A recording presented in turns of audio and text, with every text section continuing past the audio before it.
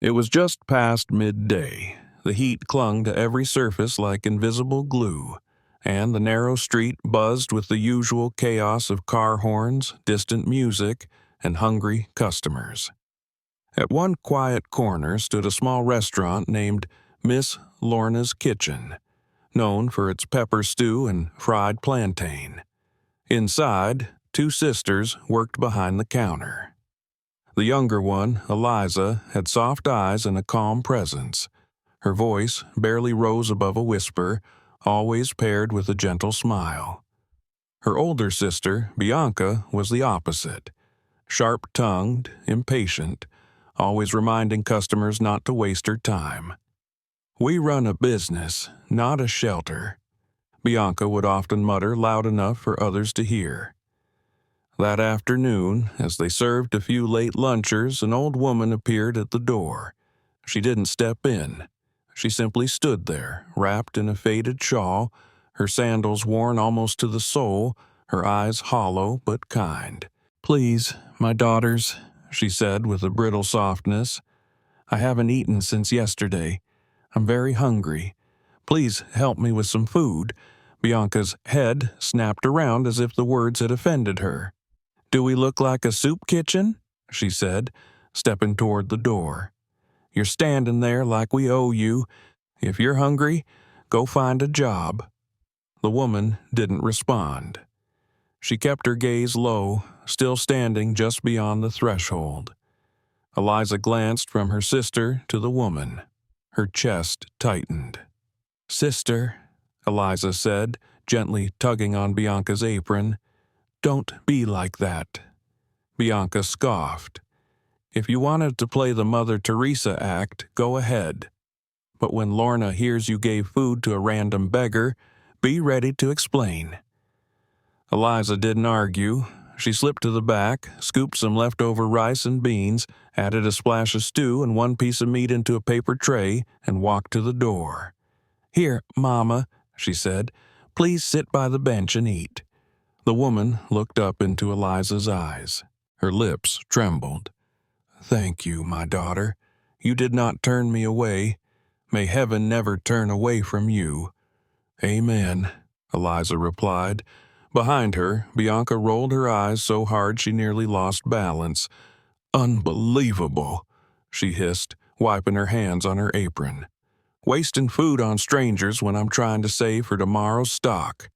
We'll see what Mama says tonight." That evening, as the last pot was scrubbed clean and the counters wiped down, the sisters walked home in silence.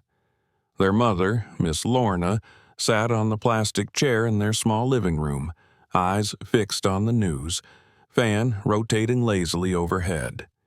Bianca flopped down and wasted no time. "Mama, guess what Eliza did today?" Eliza stayed silent, already tired of the pattern. "She gave our food to that old beggar woman, the one who always loiters by the shop." Miss Lorna turned slowly, her brows lifting with interest. "Eliza, is that true?" Eliza nodded. "She looked weak, Mama. I couldn't just send her away." Miss Lorna rose, walked over, and placed a palm against her daughter's cheek.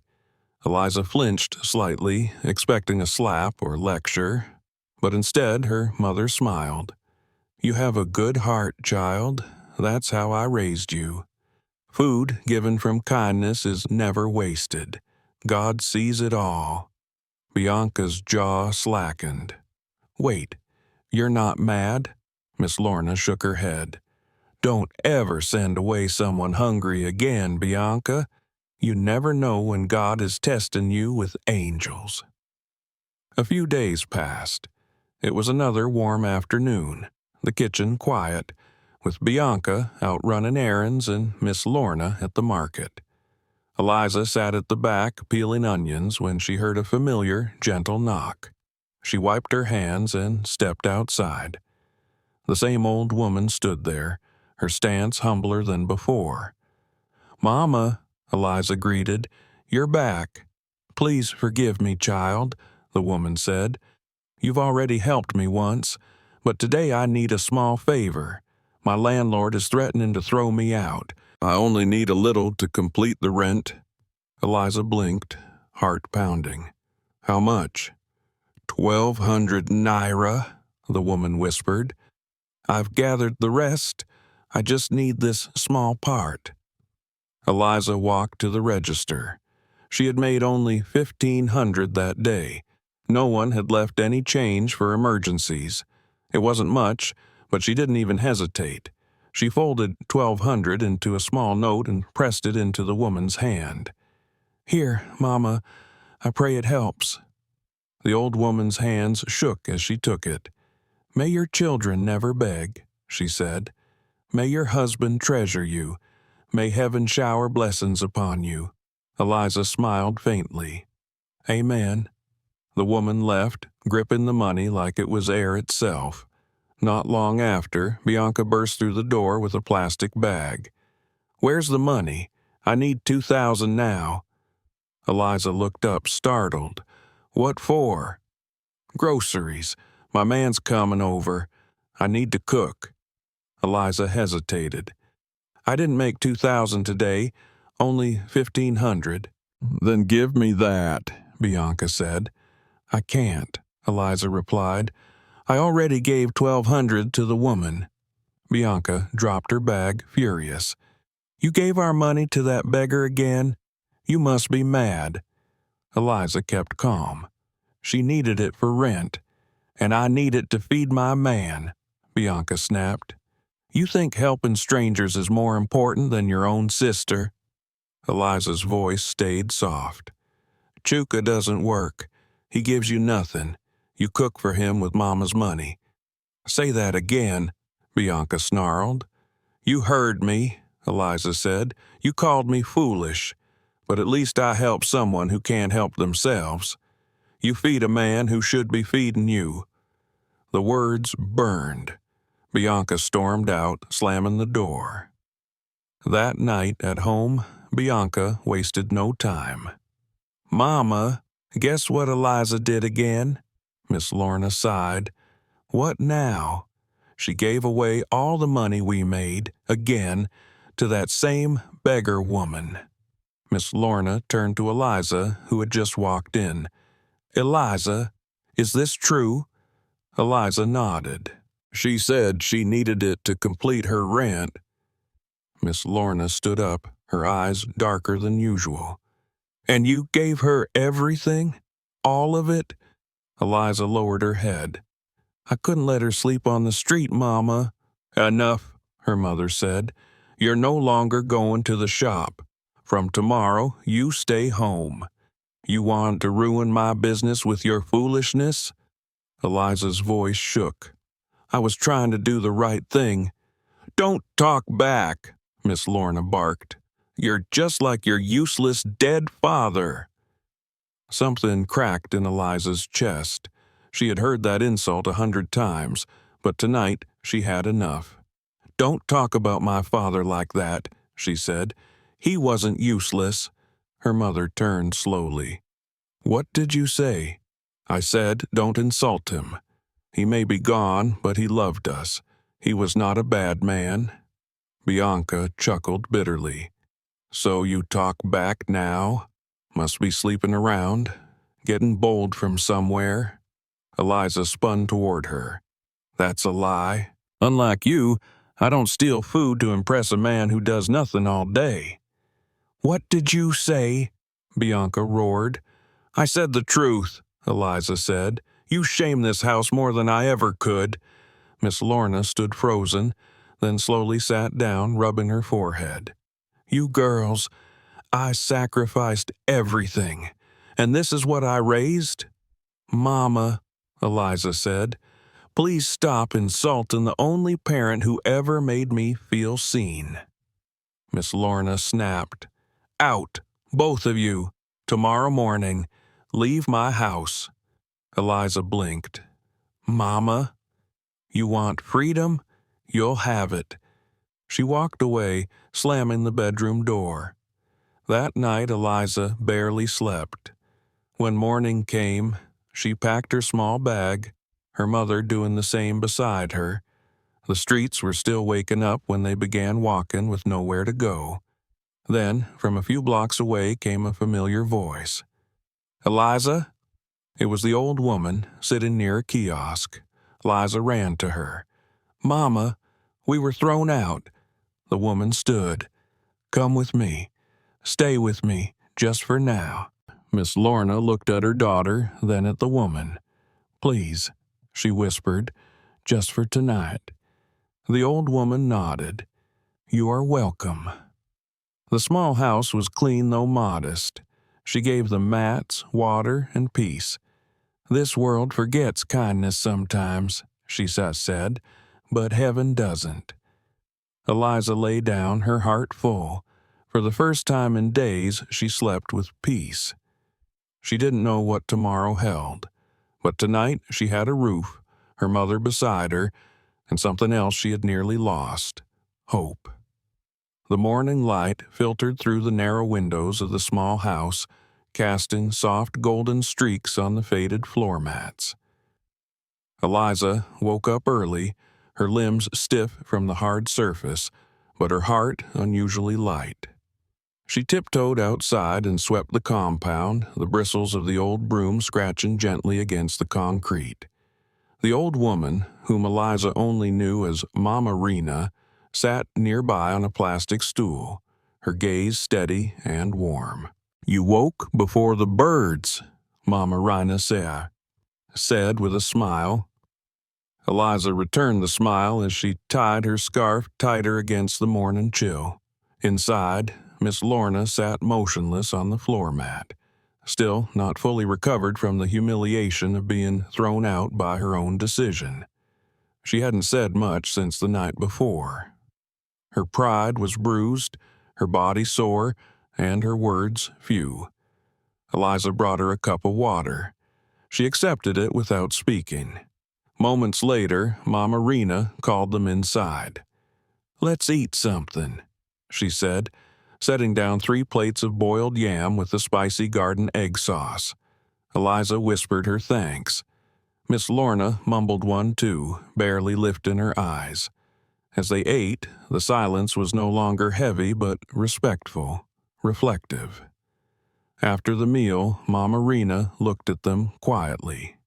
"What's your plan now?" she asked. Eliza looked to her mother. Miss Lorna let out a long breath. "We don't know," she said honestly. "I have nothing saved. I can't return to the shop. We don't have anywhere else to go." "You can stay here for a few days," Mama Rena said gently. "Use the time to think." "Thank you, Ma," Eliza said sincerely. "I'll make it up to you, I promise." "You already have," Mama Rena replied. "But don't waste time.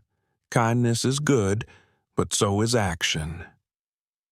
Later that day, Eliza sat beside her quietly and said, "I want to find a job, any job, cooking, cleaning. I can't keep waiting for help." Mama Rena studied her face for a long moment. "I know someone who's looking for a cook," she said. "He's rich. His house is big. I'll give you the address." Eliza's eyes lit up. "Really?" "Yes. I'll write it down. Go with your mother. Tell them I sent you." With shaking hands, Mama Rena tore a page from her notebook and scribbled an address, pressing the paper into Eliza's palm. "Don't let their gait scare you. Speak clearly. Speak with respect. You have good hands and a better heart." Eliza nodded, tears stinging the corners of her eyes. "Thank you." That afternoon, she woke her mother and they got dressed in their cleanest clothes, which were still wrinkled and worn but neat. They walked slowly to the address on the paper. It led them to a neighborhood they had only ever seen in magazines. Tall fences, neatly trimmed hedges, grand buildings with glass doors and uniformed guards. They stopped in front of a massive metal gate with a golden crest. "Good afternoon," Eliza greeted one of the security guards. "We came about a cooking job. Mama Rena sent us." The guard raised an eyebrow but made a phone call. Moments later, a young man stepped out of the house, dressed simply in a polo shirt and khaki trousers. He had a composed look, his presence calm yet confident. "I'm Daniel," he said. "Are you the ones Mama Rena sent?" "Yes, sir," Eliza replied quickly. He nodded once. "Come with me." Inside the house, everything gleamed. The tiles sparkled. The scent of fresh lilies floated from a vase on a side table. Eliza held her mother's arm tighter. They were shown into a quiet sitting room where Daniel sat opposite them. "My mother said I should employ you," he said. Eliza blinked. "Your mother?" "Yes," he continued. "She said she met you and she trusts you. If she trusts you, I trust you." "Who is your mother, sir?" Eliza asked, her heart racing. "Do we know her?" Daniel leaned back slightly and smiled. "You'll meet her tomorrow. For now, if you agree to the job, you'll have to stay here. All household staff live in." Eliza hesitated. "I can't leave my mother alone." "Then I can't hire you," Daniel said plainly. Eliza stood slowly. "Then we'll leave. Thank you anyway." He didn't stop her. As they reached the front door, he called out, "Wait, give me the address. I'll send a driver to bring her here. She can stay too." Eliza turned, stunned. "Are you serious?" "Yes," he said. "If she's your reason for turning down an opportunity, then she should be here with you." That evening, the driver arrived at Mama Rena's house and picked her up quietly. She said nothing during the ride. When she reached the mansion, she was shown to the red guest room, just as Daniel had instructed. Meanwhile, Eliza and Miss Lorna were guided to another room. It was clean, cozy, and brighter than anything they had slept in before. The housekeeper brought them clean clothes and later a hot plate of rice and stew. As they ate, there was a soft knock on the door. The housekeeper peeked in. "Your mother has arrived," she said. "Mama Rena?" Eliza asked. "Yes, she's in the red room. You'll see her tomorrow." Eliza and her mother looked at each other, hearts thumping. "This is not ordinary," Miss Lorna whispered. "Something's going on." "I feel the same," Eliza said. "But let's wait and see." That night, in the red room, Mama Rena sat on the edge of the bed, a soft smile playing on her lips. She opened a small notebook and wrote one line. She chose her mother over opportunity again. She passed. The next morning, there was another knock. The housekeeper said Daniel wanted them to join him for breakfast in the main dining room. Eliza and her mother dressed quickly, smoothing down their borrowed clothes and fixing their hair. When they entered the dining hall, Daniel was already seated at the long table. "Good morning," he greeted. "Good morning, sir," they replied. "Please sit." As they settled in, another door opened. A figure stepped through. Eliza gasped. Her spoon dropped. Miss Lorna froze. "Mama Rena," Eliza said, eyes wide. "You're here?" Daniel looked up, smiling. "Yes, this is my mother." "She's your mother?" Eliza stammered. "Yes," Mama Rena said calmly. "I'm not a poor beggar. I never was. My son owns this house. I wanted to see what kind of heart lived beneath your face, and I saw it. Both of you helped me when you had nothing. You gave food, money, shelter of spirit. You passed the test." Eliza's knees trembled. I don't know what to say." "Then say nothing," Mama Rena said kindly. "Just accept what comes next. You will not work here as a cook, Eliza. You will be my assistant. You will help me with my foundation. You will travel with me. You will learn." Miss Lorna dropped to her knees, overcome with emotion. Thank you for everything. I failed my daughter. I failed myself. But you—" "Stand up," Mama Rena interrupted. "This is not shame. This is a new beginning." That same day, across town, a young woman named Bianca stood by a food stall, scrolling through her phone. Her eyes landed on a photo in someone's WhatsApp status. It showed Eliza and Miss Lorna dressed in elegant clothes, smiling in front of a sleek black car. The caption read, "Remember the girl from Miss Lorna's kitchen? She lives in Daniel Ume's mansion now." Bianca's mouth dropped open. Her lips trembled. "Eliza? That rat? In a mansion?" She stormed off down the street, her mind already spinning. She would not be left behind. Not this time.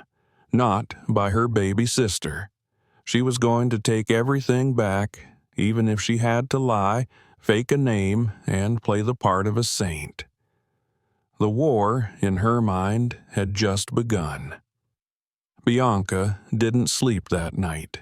She tossed and turned on her thin mattress in Chuka's cramped apartment, her teeth grinding as images of Eliza smiling beside a luxury car kept flashing behind her eyelids.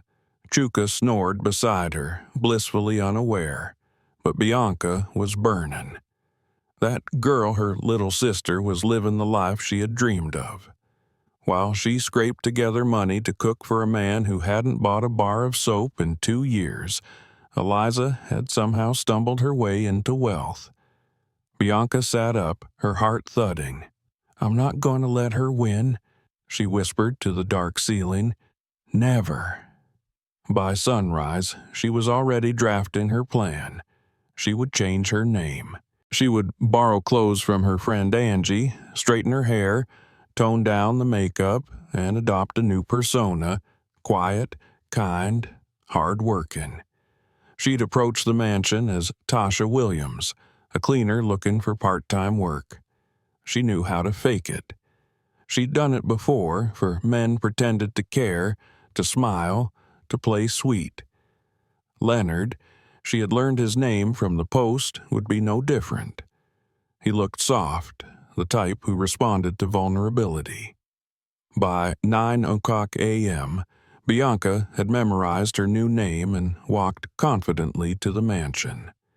She stood at the gate, holding a small tote bag with fake references folded neatly inside. The guard didn't recognize her. "I heard there's a cleaning position," she said politely, lowering her voice. "I've worked in hotels, private homes." He made a call.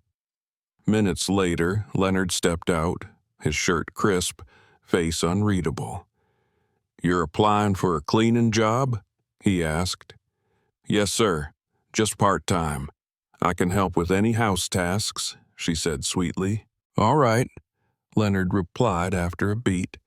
"We do need an extra pair of hands for the next 2 weeks.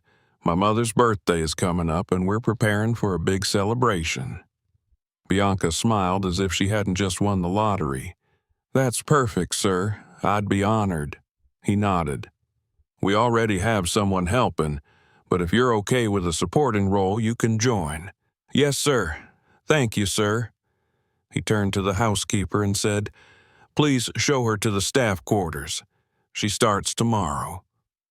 Bianca bowed her head slightly and followed the housekeeper, her eyes scanning every chandelier, every polished tile, every staircase curve. Her fingers tingled. She was inside. The next morning, she woke early and put on a plain dress. She tied her scarf simply, dusted the hallway, and hummed quietly just enough to seem humble. She carried a tray of tea through the corridor, timed perfectly for Leonard's morning routine. He walked past, didn't stop, didn't speak, didn't even look at her. Bianca's lips tightened. "It's just the first day," she told herself. "He'll notice me soon." That evening, she arranged flowers in the foyer when he exited his study. She smiled and greeted him softly. "Good evening, sir." He passed without a word. her hand clenched around the stem of a rose. She stormed back to her room and immediately called Chuka. "He's not seeing me," she whispered. "Not even a glance." "Then make him," Chuka growled. "You're not there to clean. You're there to conquer." "He doesn't respond to looks," she muttered. "Maybe I need to cry in front of him or figure it out. But you have 2 weeks. Don't waste it." Bianca hung up and stared at her reflection in the small mirror. "They left me behind," she muttered. "But now I'm inside. I'll take what I deserve." Meanwhile, in Leonard's office, he dialed a number. "Mama," he said, once the call connected. "I hired a cleaner today, just for 2 weeks. The house was getting dusty." Silence. Then came Mama Rena's voice, sharp and deliberate. "A cleaner? Why?" "To assist with things. I didn't want to overburden Eliza or her mother." "You should have called Eliza. She knows the house. She's family." "I didn't want to stress her." "Listen to me, Daniel," Mama Rena said firmly. "I want that cleaner gone. I don't want strangers wandering around that house. Tomorrow, I'm sending Eliza to pick something up. Let her evaluate that girl. If Eliza says she stays, fine. But if not, she leaves." "All right, Mama. And let me remind you," she added, "no one stood for me like Eliza did. No one fed me like she did. And no one protected peace in this family like she has. I don't want anyone threatening that." "Understood," Daniel replied quietly. "Good. Call me when she's gone." The next morning, Eliza arrived at the mansion as instructed. The driver opened the gate and she walked in with grace. She greeted the staff and headed upstairs to pick up decorations and files for Mama Rena's birthday. Meanwhile, Bianca was in the kitchen, wiping the counter aggressively. She had planned to brush past Leonard again today with another soft smile, maybe even trip and spill tea by accident. But before that chance came, Eliza turned the corner. Their eyes met. Eliza froze. "Bianca?" Bianca turned slowly, the mop still in her hand. "Well, well, look who's here." "What are you doing here?" Eliza asked. "Working," Bianca replied smugly. "I'm the new part-time cleaner." Eliza's chest tightened. "You lied your way in." "I reinvented myself," Bianca snapped. "I knew you'd be here, and I knew I'd find a way back into this house." "You can't trick Leonard," Eliza warned. "He's not like the men you're used to." "Oh, but he already likes me," Bianca said with a fake pout. "You should have seen the way he looked at me this morning." Eliza shook her head. "I'm not going to fight you." "Of course not," Bianca hissed. "You're too holy, too soft. But let's see if your sainthood keeps you at his side." Then a voice cut through the hallway. "What's going on here?" It was Daniel. Eliza turned toward him. "She's not who she says she is. She's my sister. Her name is Bianca. She lied to get this job." Daniel looked at Bianca. "Is that true?" Bianca hesitated. "Sir, Is it true?" he repeated. Bianca's eyes darted. "Yes, but I needed the job." "You didn't come here for work," Eliza said. "You came with a plan to trick him, to manipulate him." "Enough," Daniel said. "Get out. Now." "Daniel, please." "I said out." He called the guards. "Escort this woman off the property. She's not to return." Bianca's lips curled with hatred. "You think you've won, Eliza? You think this is over?" Daniel's voice remained steady. "You're no longer part of this story." The guards led her away. Daniel turned to Eliza. "Thank God you came when you did." Eliza nodded, her hands still trembling. "I told you, she doesn't change." "But you did," he said. You chose truth. You chose love. Then, without waiting, he reached into his pocket and pulled out a small box. I was going to wait until your mother's birthday, but I can't. He opened it slowly. A ring sparkled inside. Eliza, will you marry me? Her breath caught. Yes, she whispered. Yes. That evening, far across the city, Bianca returned to Chuka's apartment, dragging her bag behind her. She looked exhausted, defeated, hollow. Chuka didn't even greet her. He just looked up from his phone and said, "So you failed." She didn't answer. "You ruined everything," he hissed. "You got in, and you still couldn't get him to look at you." "I tried," she said, collapsing onto the floor. "I acted, I cleaned, I smiled. He didn't see me." "Because you're nothing," Chuka spat. "You've always been nothing." Her lips trembled. "I'm pregnant." The room went still. Chuka slowly sat up. "What did you say?" "I said, I'm pregnant. It's yours." He laughed bitterly. "Never. Chuka, I haven't been with anyone else." "I don't believe you," he said, standing. "And even if it was true, get rid of it." "What?" "Get rid of it." She backed away, tears welling. "No, I'm keeping my baby." "Then get out. Now." She stood still, shaking, whispering, "I will protect this child, no matter what." Hours passed, darkness settled. Then Chuka returned, smiling, holding a bottle of juice. "Baby," he said gently, "I'm sorry. I was angry. I've been thinking. Let's do this right. Let's raise our child. I'll marry you. I'll call my people." She cried in relief. "Thank you, Chuka." "Drink," he said, handing her the juice. "It's fresh." She drank deeply. Minutes later, her head swam. "Chuka, I feel strange." She tried to stand but stumbled, collapsing on the mattress. "Chuka?" But he didn't answer. Her body went still, cold. He leaned in. No heartbeat. Panic set in.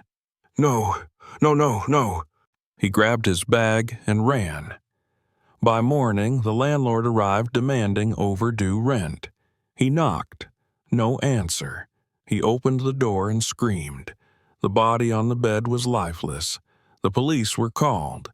Within days, Chuka was found hiding in a nearby town. After hours of interrogation, he confessed. "I just wanted to end the pregnancy," he said, "not her life." But it was too late. He was sentenced to life in prison. Meanwhile, wedding bells rang at a beautiful hall. Daniel and Eliza stood together, smiling as guests cheered. Mama Rena beamed.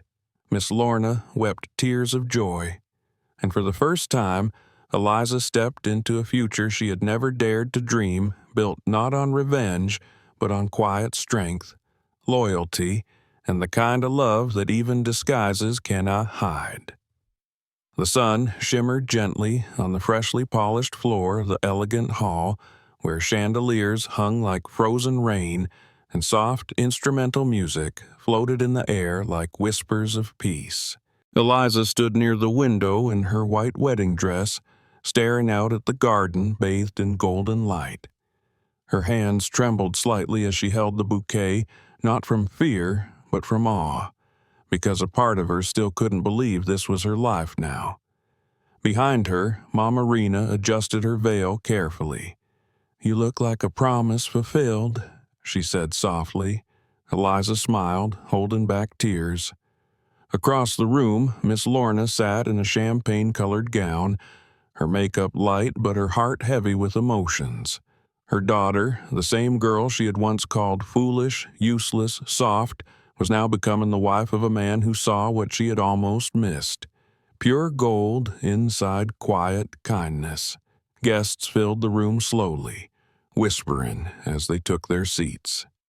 Some were from Daniel's corporate world, others from Mama Rena's philanthropic circle, and a few, like the fruit seller from the corner Eliza once passed daily, were there by special invitation. Eliza hadn't forgotten. She had made sure those who remembered her struggle could now witness her rising. The music changed. The doors opened. Daniel stood at the altar in a tailored black suit, his smile calm and radiant. As Eliza walked toward him, each step was a silent triumph over judgment, pain, betrayal, and shame. Miss Lorna's eyes brimmed with tears as she watched her daughter walk with grace and dignity, hand in hand with purpose. When the pastor said, "You may now kiss your bride," Daniel leaned forward and kissed Eliza gently, and the room erupted into warm applause and joyful cheers. Mama Rena clapped slowly, tears glistening in her eyes, not just because her son had married a good woman, but because she knew she had chosen correctly.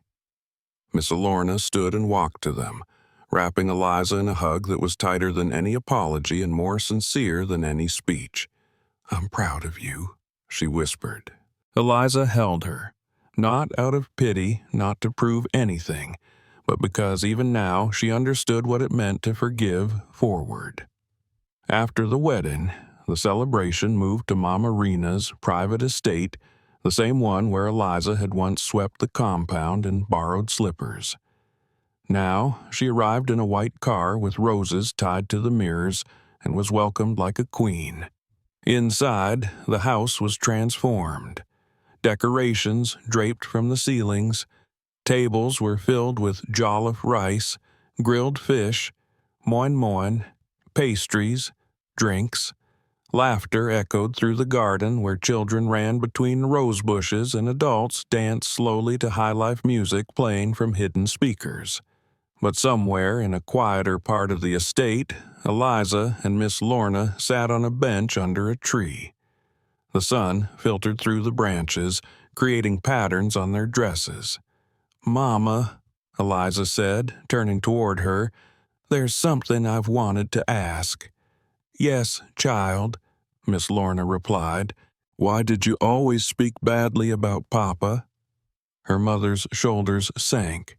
"Because I was angry, not at him, but at life. When he died, I was left with 2 girls, no income, no direction. I blamed him for leaving me behind. I confused his absence with failure. I was wrong."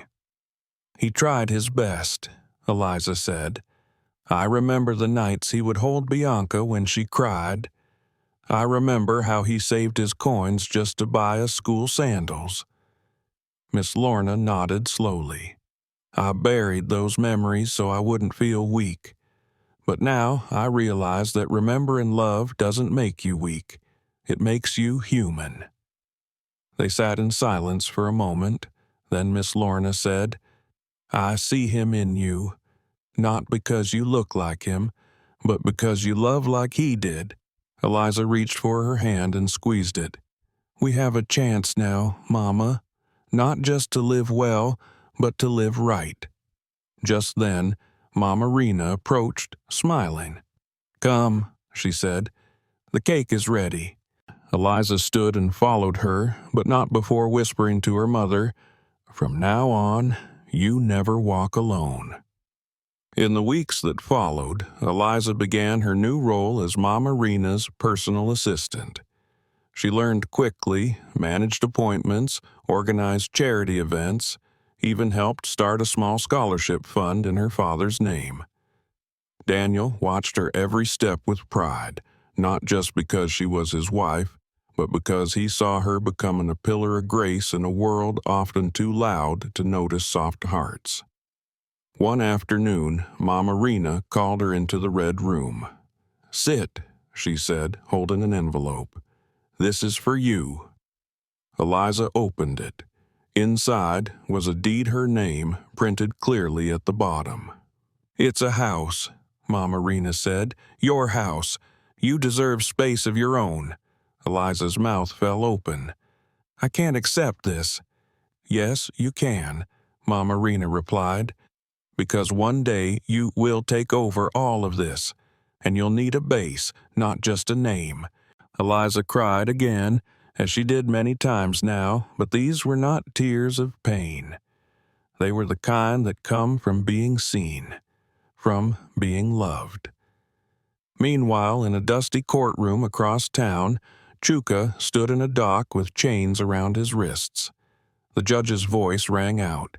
"You are hereby sentenced to life imprisonment for the unlawful killing of Bianca Adeyemi." No one came to see him. No friend, no sibling, no sympathizer.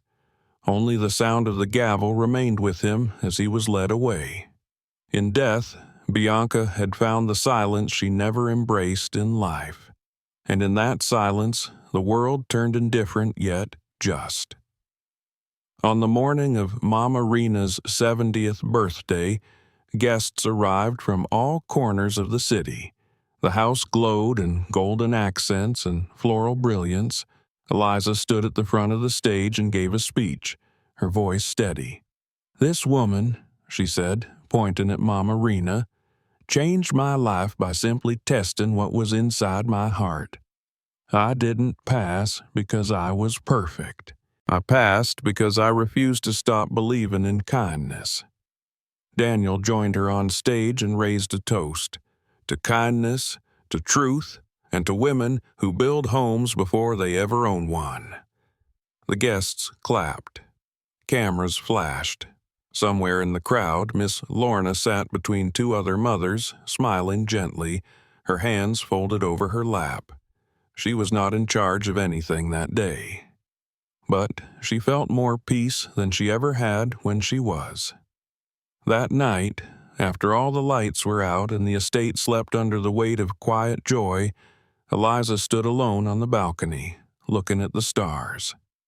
Daniel came and wrapped an arm around her waist. "Tired?" he asked. She leaned into him. "Not tired," she said, "just grateful." "To what?" "To everything," she said.